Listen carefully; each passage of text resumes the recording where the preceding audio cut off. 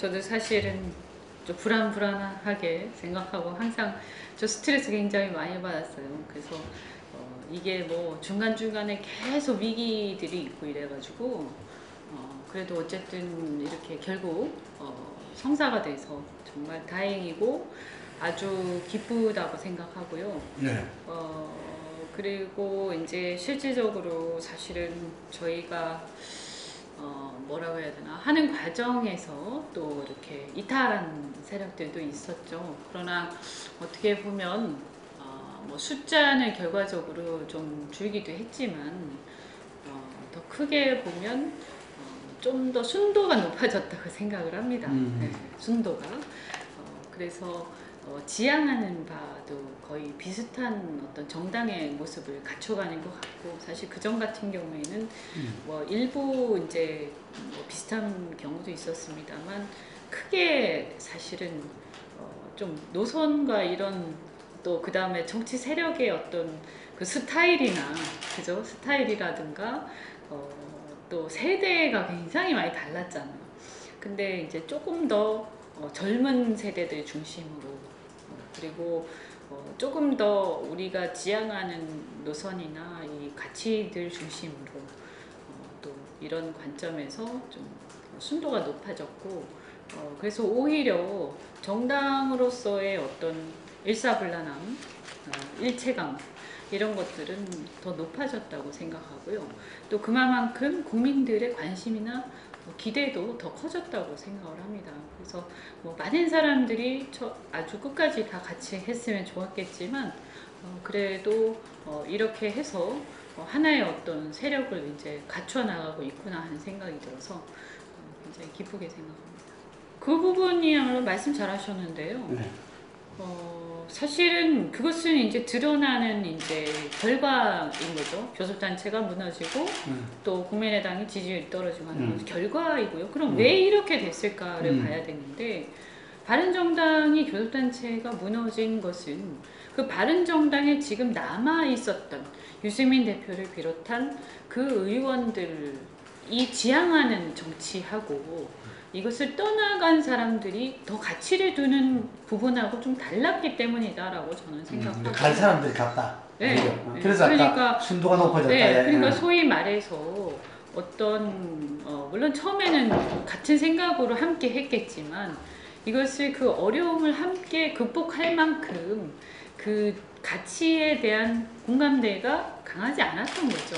네. 그래서 결국은 어떤 그 강자, 그러니까 어떻게 보면 더 세력이 큰 곳, 더 따뜻한 곳, 더 힘이 센 곳, 이런 곳으로 결국 돌아갈 수밖에 없었던 그 한계를 갖고 있었다라고 생각하고요. 네. 물론 그분들이 같이 했으면 좋았겠지만 어쨌든 간에 또 그렇게 판단하고 가실 바에야 또 뭐 지금 와서 보면 어쩔 수 없는 거 아니었냐라고 생각하고요.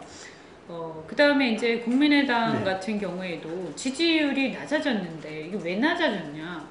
제가 볼 때는 아마 많은 국민들이 도대체 국민의당이 뭐 하는 당이야? 그리고 국민의당이 호남당인가? 안철수를 보면 아닌 것 같긴 한데 실제로 보면 호남당인 것 같아. 지역당인 것 같아. 그 얘기를 너무 많이 들었어요. 그리고 민주당 이중대라는 얘기도 너무 많이 들었거든요. 근데 사실은 야당이잖아요.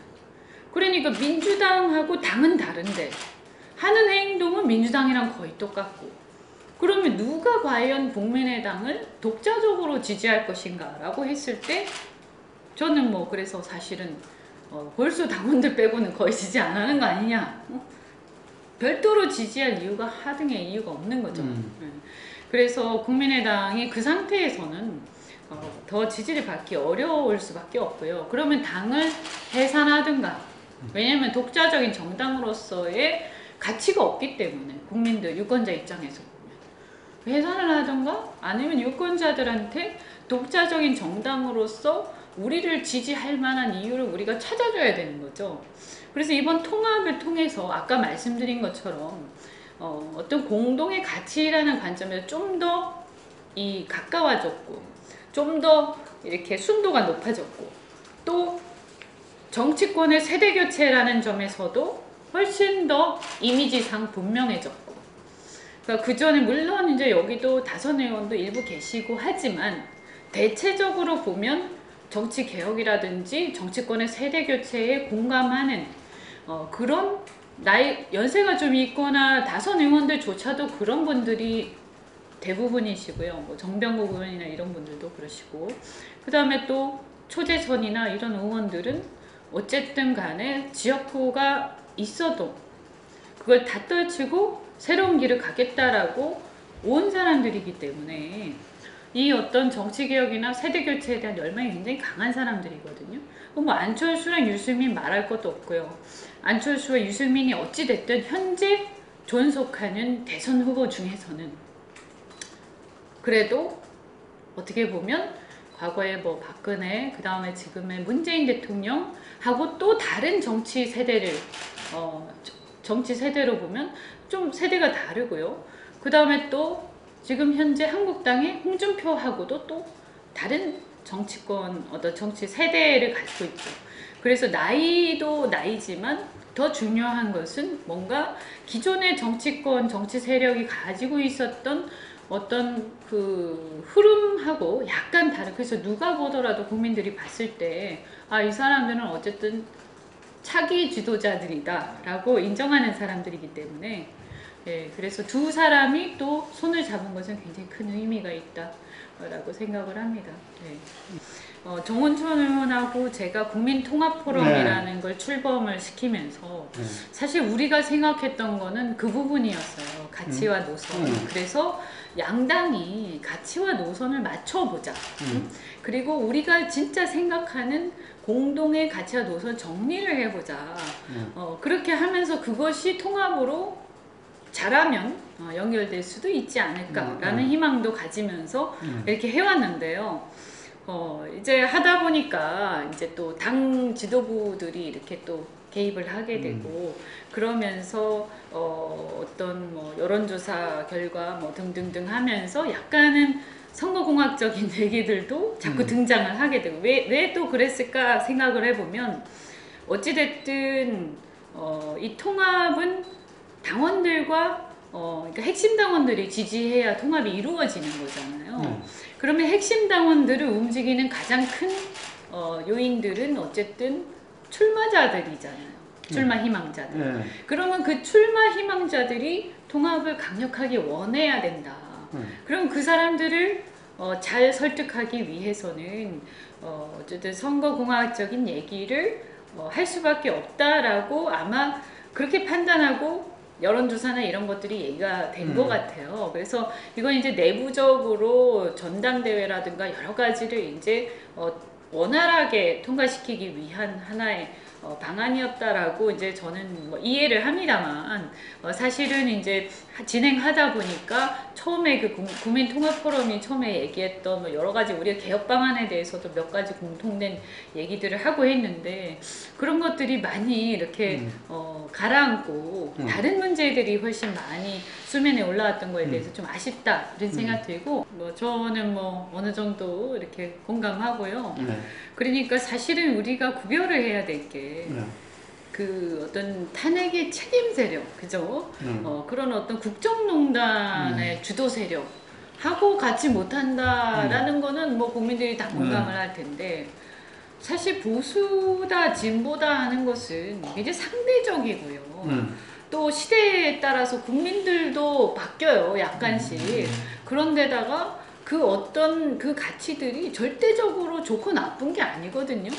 저는 사실은 진보라고 해서 무조건 좋다 나쁘다, 보수라고 해서 무조건 좋다 나쁘다, 이 어떤 판단 기준이나 이런 거는 굉장히 잘못됐다고 생각을 해요. 어느 사회에나 사실 진보 세력도 있어야 되고 보수 세력도 있어야 되고, 특히 보수라는 것은 그 어떤 국가나 이 공동체에 대한 가치를 지키고 그렇죠. 그리고 이 공동체를 위해서 헌신하고 이런 것들을 얘기하는 거거든요.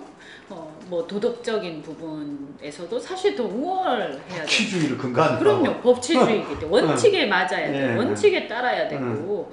그런데 이제 사실 우리나라에서 과거에 이제 보수 세력의 일부가 그런 것들을 말은 보수라고 하는데 실제로는 굉장히 국가 권력을 전행하고 남용하고, 그건 보수라기보다는 이제 그냥 부패 세력인 것이죠. 그죠? 예, 독재 세력인 것이고, 그 정의의 문제인데, 이게 이제 자기들이 보수라고 자꾸 표방을 하다 보니 보수라는 단어 자체가 굉장히 나쁜 것처럼 국민들한테 각인이 됐어요. 이거 굉장히 정치나 우리나라 정치 발전을 위해서는 바람직하지 않은 거라고 생각을 하고, 보수 자체가 나쁜 게 아니라 국정농단 세력이 나쁜 거죠. 그리고 우리가 어떤 노선을 얘기를 할 때는 사람별로 얼마든지 보수적인 스탠스를 취할 수도 있고 진보적인 스탠스를 취할 수도 있고, 근데 종합적으로 이 사람들이 어떤 노선을 갖고 있다고 볼 것이냐, 그 국민들이 판단하는 거거든요. 그런 걸 쭉 종합해서. 근데 이거를 나는 보수야, 나는 진보야, 이거만큼 촌스럽고 어리석은 일이 없다라고 저는 생각합니다. 그래서 요즘은 유럽이나 선진국에서 이렇게 새로운 정치 세력들을 보면요, 그런 어떤 보수다 진보다라는 것을 거의 표방하지 않습니다. 단 국민들이 포괄주의 정당. 그렇죠. 단 국민들이 대체적으로 저 사람들은 이런 정책 면에서 아무래도 우파적 경향은 많이 띈다, 좌파적 경향은 많이 띈다, 이런 정도지 그렇게 막 또 양단식으로 구별하지 않거든요. 그러니까 안철수 대표도 아무래도 이제 정치에 어떤 오래 계셨던 분이 아니고 또 어떻게 보면 이과 출신이시잖아요. 그래서 이런 부분에 대해서 약간 이제 굉장히 그 결벽증 같은 것들이 있으셨던 것 같아요. 그리고 처음에 정치를 시작할 때 또 어쨌든 간에 시작하게 됐을 때, 처음 시작했을 때 함께 했던 사람들이 좀 진보층이 많았잖아요. 그러다 보니까 또 그런 거에 대한 어떤 영향이나 본인에 대한 그게 있다. 근데 실제로 안철수라는 사람을 보면 저는 사실 이렇게 아주 진보적이거나 뭐 그런 분은 아니라고 생각해요. 그냥 중도 성향의 그냥 합리주의적인 사람일 뿐이지. 그러다 보니까 저는 본인의 천성에 맞게 그냥 편안하게 정치를 하셨으면 좋겠다. 이게 옳다고 생각하시면 이렇게 주장을 하고, 그것이 결과적으로 민주당하고 같은 결과가 되든 한국당하고 같은 결과가 되든 내가 이것이 옳다라고 생각하면 그것에 대한 주장을 하면서 그것에 대해서 국민들의 지지를 받아나가는 것이 옳은 거고, 그걸 결과적으로 저 사람은 우파 성향이다 좌파 성향이다 하는 거 국민들이 판단할 문제다라고 생각을 합니다. 저는 지방선거 결과가 이 야권의 재편의 어떤 키라고 생각합니다. 예. 그래서 이 지방선거에서 어떤 세력이 이기느냐, 사실은 뭐 민주당하고의 관계에서 이기는 것도 있겠지만 더 크게 이렇게 제일 중요한 게 한국당하고 바른미래당의 이 경쟁이 누가 주도권을 잡고 국민들한테 진정한 야당으로 인정받느냐 하는 거에서 그 야권의 재편이 어떤 방향으로 흘러갈 것이라는 게 결정이 될 거고, 또 그것이 결국 우리나라의 향후의 그 어떤 총선과 대선을 거치게 될 때 그 어떤 한국 정치의 수준을 저는 결정할 거라고 생각을 해요. 그래서 뭐 불행히도 만약에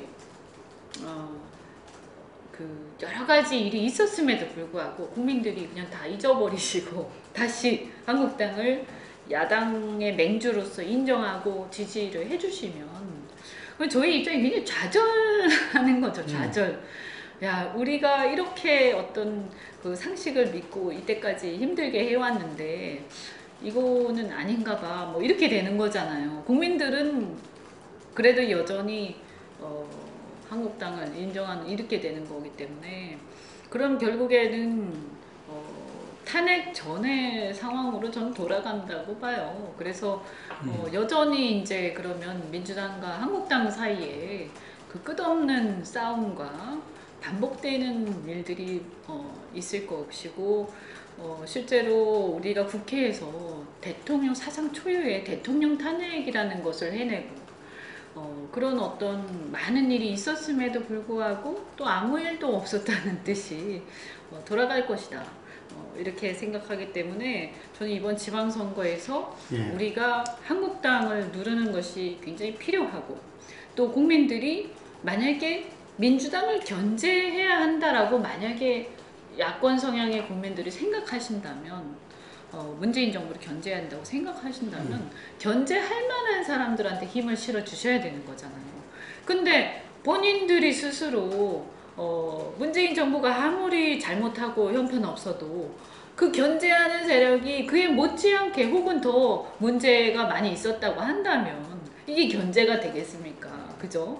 그러니까 적어도 그런 부분들에 대해서 좀 당당하고, 상대적으로 또 문재인 정부에 대해서 할 얘기를 했을 때 그래도 설득력이 있는 집단한테 야권 성향의 지지층이 힘을 몰아주셔야 실제로 대통령이나 정부도 제대로 견제가 되고, 또 이 국정도 제대로 돌아가고, 또 문재인 정부도 마찬가지일 거예요. 저는 민주당이 우리가 얘기를 하면 그래도 좀 진정성 있게 들을 수도 있는데, 한국당이 얘기했을 때 과연 그렇게 듣겠냐, 좀 더 설득력이 없지 않겠냐. 그러면 이게 협치가 더 안 되기 때문에, 그러면 야당이 하는 얘기들이 먹혀들지가 않겠죠.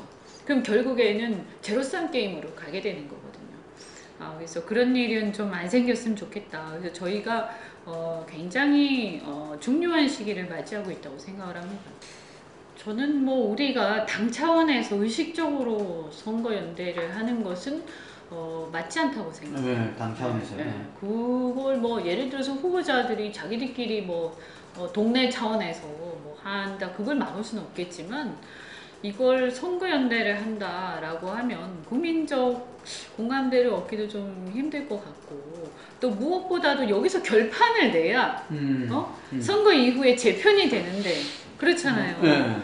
그래야 총선 전에 새로운 세력이 등장을 할 수 있는데, 여기서 결판을 못 내버리면 결국에는 어떤 일종의 이제 정치권의 야권의 구조조정이 지연되는 거거든요. 우리가 요즘에 많은 이제 산업 구조조정 얘기도 하고 하지만, 구조조정이 지연되게 되면 사실은 결국에는 시간이 지나면 밑빠진 독에 물 붓기식으로 결국 똑같은 더 심화된 상황에 봉착할 뿐이다. 시간만 낭비하는 것이다. 그래서 이런 어떤 재편의 필요성이 나올 때 확실하게 결판을 내야 된다. 누가 승자인지, 누가 국민들이 선택하는지. 저는 그런 어떤 과감하고 좀 이렇게 강인한 모습을 보일 때 국민들한테 오히려 더 지지를 받을 수 있다. 그리고 이제 현재 문재인 정부나 문재인 대통령이나 민주당의 지지율이 높다고는 하는데, 제가 볼 때는 최근 들어서 많이 위축된 게 사실이고요. 더더군다나 골수 지지층을 빼고는 많이 갸웃갸웃하십니다. 그리고 야권 지지층이 굉장히 빠른 속도로 결집하고 있다. 다만 문제는 뭐냐 하면, 근데 어디를 찍지? 이런 문제가 있는 거죠. 그래서 이게 우리가 인위적으로 연대를 하기보다 더 우리가 어떤 면에서는 더 확실한 야당의 모습을 보이고, 또 어떤 면에서는 더 개혁적인 모습을 보이고 할 때 국민들이 스스로 단일화해 줄 것이다 라고 생각하고요. 그것을 위해서는 우리가 이 아주 몇 개 뭐 많이도 필요 없고 중요한 그 지역에서 아주 말하자면 좀 국민들의 기대를 모으고 어떤 대표적인 이런 어떤 그 싸움판이라고 그렇고 선거판을 벌려야 된다. 그래서 전 서울시장 선거나 이런 경우가 굉장히 중요하다고 생각하고요. 우리가 이런 지역에서 후보를 누구를 낼 것인가, 또 후보도 굉장히 중요하다고 생각을 합니다. 후보의 경쟁력. 네, 그래서 서울 같은 경우는 제가 볼 때는 특히 이제 서울 강남 같은 경우, 강남권이나 좀 뭐 수도권에 이렇게 뭐라고 해야 되나요? 그런 도시를 뭐 신도시라고 하나요? 그 중산층 이상이 사는 도시들이나 이런 경우에는 도심 지역 같은 경우에는 거의 제가 볼 때는 강남 같은 경우는 강남 1호는 3파전이 될 가능성이 많다고 보고요. 그 외에 나머지 지역들은 그래도 조금 우리가 한국당보다는 유리한 것 같아요. 이렇게 체감을 했을 때는. 그런데 실제로 이제 한국당이 조직이 있기 때문에 이거를 어떻게 초반에 이 기세를 꺾고 몰아가느냐 하는 것은 주요한 지역의 후보를 누구를 낼 것인가. 그래서 이걸 기선을 꺾어야 된다라고 생각하고요. 그 통합선언에서도 분명히 말씀을 하셨는데 사실은 합리적 중도와 개혁적 보수의 결합이죠, 사실은. 네, 그걸 이제 일부 우리가 경제 정책이나 정치 개혁 분야에서 진보적인 아젠다들을 채택하기도 하고, 또 일부 당내에 진보적인 분들도 계시지만 전반적으로는 중도와 보수죠, 사실은. 개혁적 보수와 합리적 중도가 맞는 거고요, 전반적으로는. 그리고 그렇기 때문에 어쨌든 유승민 대표를 중심으로 한 개혁적 보수 세력과 통합을 했는데 보수가 아니다라는 것은 조금 너무 과민한 얘기인 것 같고요. 저는 뭐 그것을 우리가 굳이 부인할 필요가 없다. 다만 그렇다고 해서 우리는 진보가 아니야, 중도가 아니야, 이 얘기도 할 필요가 없다. 왜냐하면 우리가 말씀드린 대로 사안별로 그런 분야들을 채택하고 있기 때문에. 예컨대 뭐 저 같은 경우에도 예를 들어서 복지제도 중에서 이런 기본소득에 대한 내용이라든지 이런 것들은 저는 강력하게 주장을 하는 편이거든요. 근데 이게 이제 실제적으로는 사회권적 기본권이기 때문에 사실 진보의 아젠다는 아니에요. 외국에서는. 그죠? 이게 이제 여러 이제 중도 보수 정당들이 많이 내세우는 것임에도 불구하고 한국에서는 이게 진보 아젠다처럼 돼 있기 때문에 어쨌든 우리가 그런 것들을 일부 채택을 함에도 불구하고 전반적으로는 우리가 중도와 개혁적 보수 진영에 이렇게 걸쳐 있다고 저희는 보고요. 그리고 아까 말씀하신 야권 교체를 하기 위해서는 보수 유권자들을 우리가 많이 흡수해야 된다라는 것은 맞는 말씀이세요. 그래서 왼쪽으로는 중도와 조금 더 가면 중도 진보까지도 어떻게 보면 예를 들어서 중도나 중도 진보 성향이지만 아까 복지나 이런 부분에서는 우리하고 비슷한 생각을 하시는데 예를 들어서 최근에 보면 20, 30대 젊은 사람들 같은 경우에 북한 문제에 대해서 상당히 우리 같은 생각을 민주당에 대해서 반발하는 그런 젊은이들이 많이 있거든요.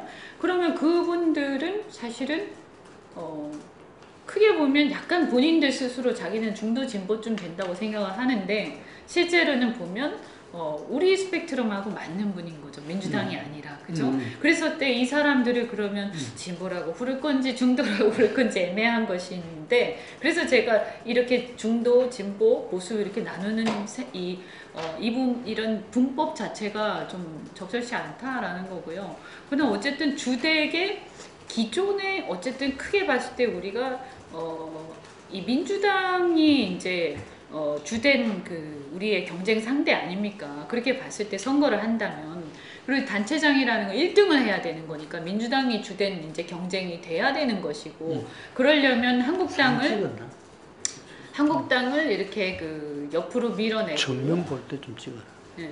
한국당을 옆으로 밀어내고 과거에 새누리당을 지지했으나 지금 차마 새누리당, 한국당을 지지를 계속할 수 없는 많은 사람들을 우리 흡수해야 되는 거죠.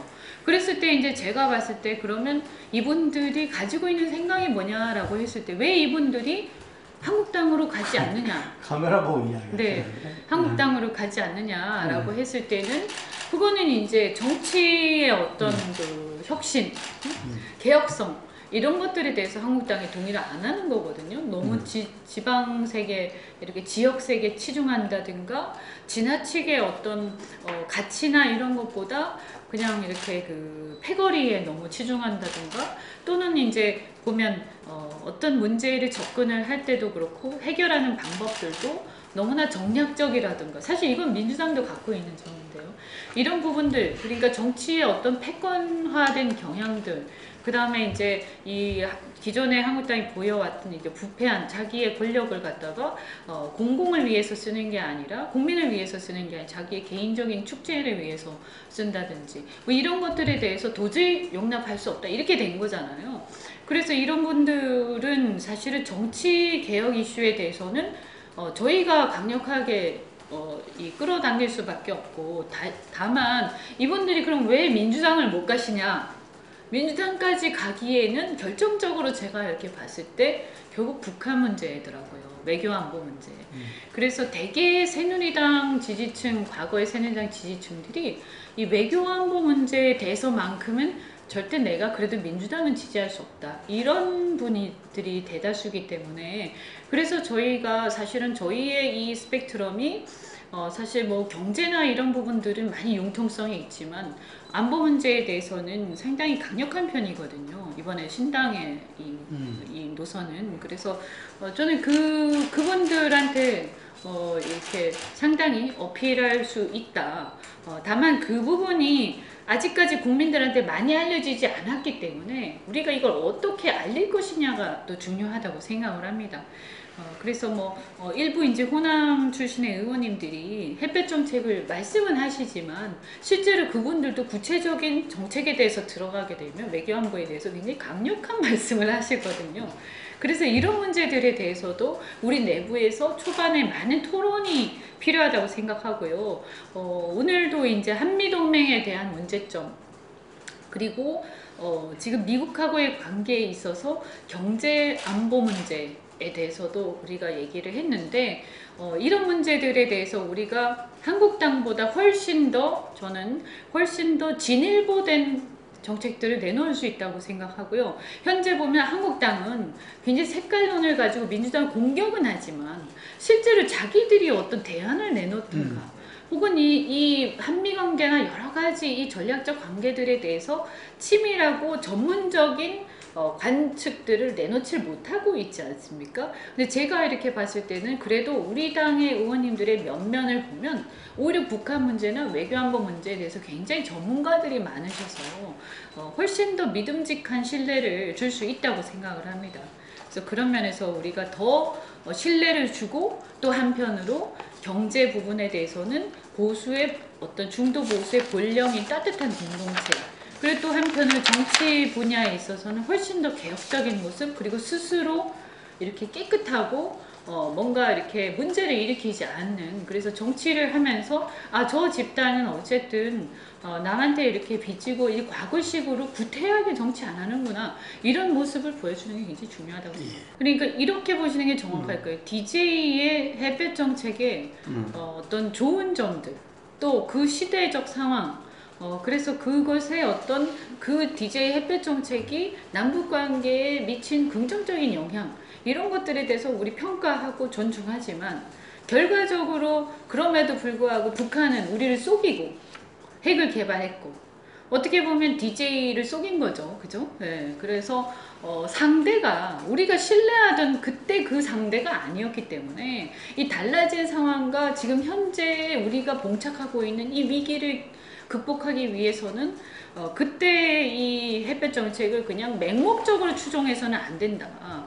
그 햇볕 정책 정신은 존중하되 우린 지금 상황에서 아주 치밀한 외교 안보 전략을 새롭게 수립할 필요가 있다라고 보는 거죠. 저는 뭐 어쨌든 굉장히 걱정이 되는 것은 사실이다 이렇게 말씀드리고요.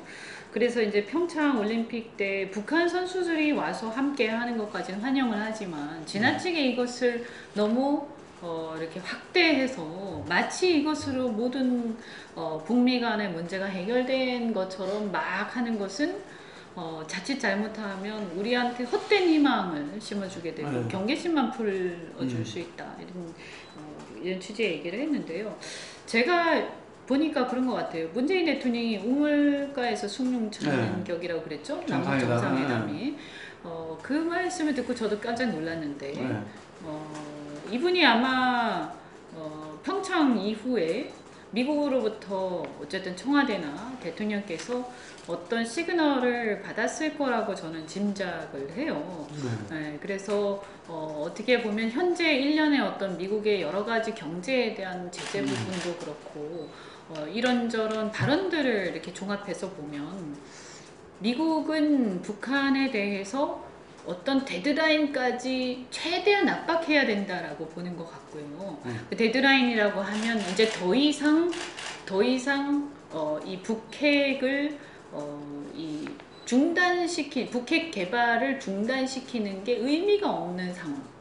이게 뭐 아마 우리가 다 예상하지만 한 여름쯤 될 거라고 예상을 하잖아요. 그래서 이때까지 최대한 압박을 해서 어쨌든 북한이 자발적으로 이 문제를 내려놓도록 하지 않으면 안 된다라고 미국은 생각하는 것 같고, 그런데 이 부분에 있어서 안타까운 것은 어쨌든 분위기를 보면 이 평창의 남북 화해 무드라는 것은 우리 문재인 정부만의 생각이었지 미국하고 충분히 공감대가 이루어지지 않았던 것 같다.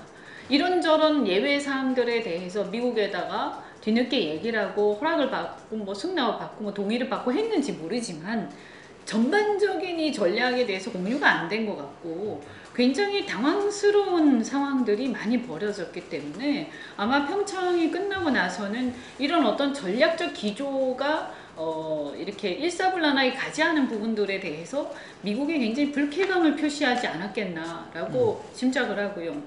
그렇다면 사실은 우리가 한미동맹을 깬 상태에서 대한민국이 현재 자립할 수 있는 능력이 역량이 있는가라고 하면 사실 그렇지 않거든요. 경제 뭐 안보뿐만이 아니라 경제도 마찬가지이기 때문에 그래서 우리 대통령이 어쨌든 뒤늦게라도 남북 정상회담에 대한 이런 신중한 자세를 보인 것은 굉장히 다행이다라고 생각을 하고 만약에 그냥 무턱대고 정상회담을 평양까지 가셔서 예를 들어서 김정은하고 악수를 하면서 이런저런 좋은 얘기를 하지만 북핵 얘기 하나도 못하고 내려오시는 경우에는 저는 국민들한테 엄청난 성토를 받을 거라고 생각을 합니다. 그래서 그 부분에 대한 어떤 인식이 있었던 것 같다 이런 생각이 들고요.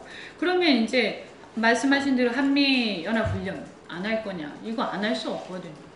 그럼 해야 되는 거고, 그럼 이런 과정에서 결국은 뭐냐, 압박을 이제 계속 쪼아갈 텐데 잘못하면 우리만 북한한테 욕먹는 상황이 오는 거죠. 뭐야, 니네들이 초대해서 우리 가서 막 해갖고 뭐 할 것처럼 하더니 아무 말도 없어?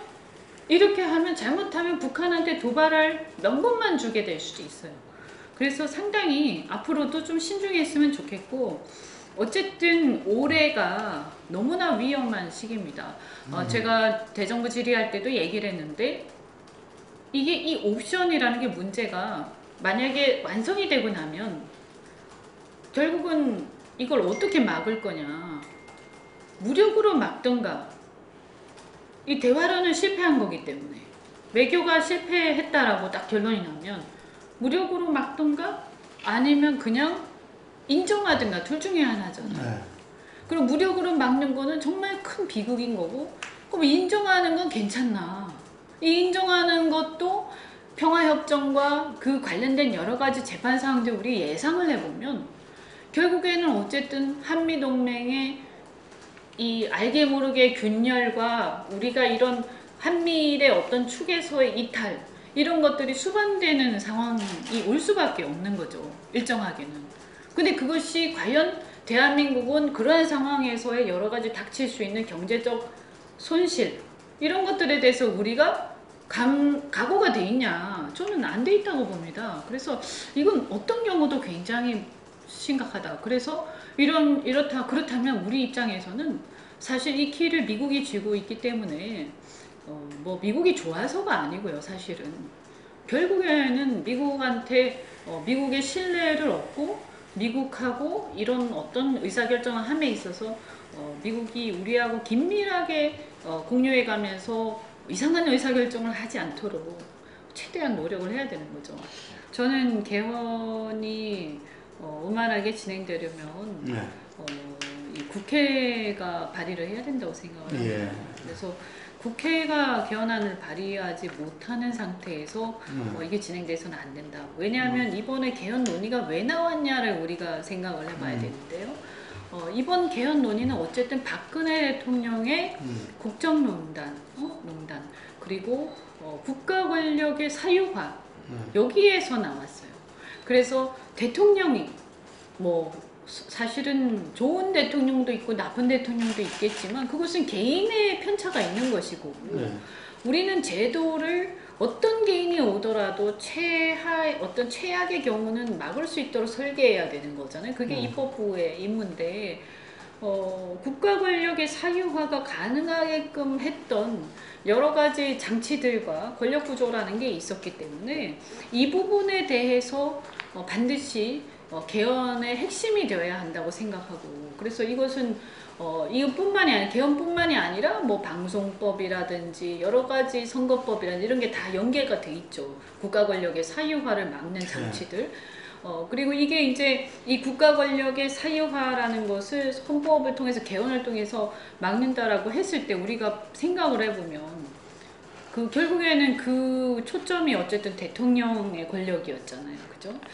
그래서 제왕적 대통령제라는 문제의식이었는데, 그런데 거꾸로 만약에 국회를 다 무시하고 대통령이 발의해서 밀어붙이는 상황이 온다면 내용이 그럴 리도 제왕적 대통령제를 그러니까 개선하는 내용이 개혁하는 내용이 없을 뿐만 아니라 실제로 이번 개헌의 배경이 되었던 그 국정농단 국가 권력의 사유화라는 그 일대의 사건하고도 완전히 모순되는 거죠. 그 정신하고도. 그래서 그런 일은 있을 수 없다라고 저는 생각합니다. 그러니까 대통령제를 유지한 상태에서 개헌은 의미 없다 이런 이야기입니까?